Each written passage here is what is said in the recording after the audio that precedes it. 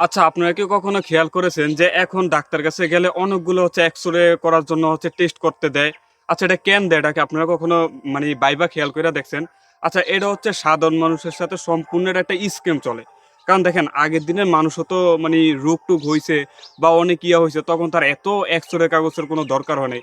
ওনারা হচ্ছে নরমালি চিকিৎসা করছে, ঠিক হয়ে গেছে। কিন্তু এখনো হচ্ছে আপনার ডাক্তারের কাছে একটা সামান্য একটা রোগ নিয়ে গেলেই দেখবেন যে অনেকগুলা হচ্ছে এক্স-রের জন্য বা টেস্ট অনেকগুলা হাবিজাবি অনেকগুলা দিয়ে দেয়। কারণ কেন দেখ, যেমন যারা এক্স-রে পরীক্ষা করে উনাদের সাথে হচ্ছে ডাক্তারের সংযোগ থাকে। যেমন উনাদের আগে থেকে কনট্যাক্ট থাকে। যেমন মানে একজন রোগী যখন ডাক্তারের কাছে আসে, দেখেন আপনার কোনো জটিল রোগই হয় নাই। কিন্তু অনেকগুলো আপনারে এক্স-রে করার জন্য বা পরীক্ষা-নিরীক্ষার জন্য পাঠায় দিব।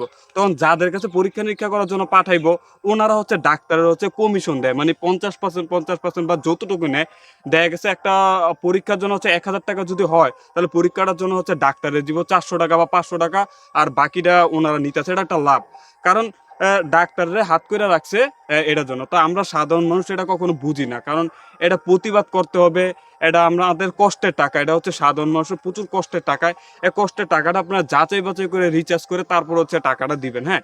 আর অন্যথায় হচ্ছে দিয়া এমনি মানি পরীক্ষা-নিরীক্ষা করে অনেকগুলা টেস্ট দেয়। রিপোর্টের তো কোনো লাভই হয় না। নরমাল থাকে সবকিছু। শুধু একটা মানুষ পরীক্ষা-নিরীক্ষা করে।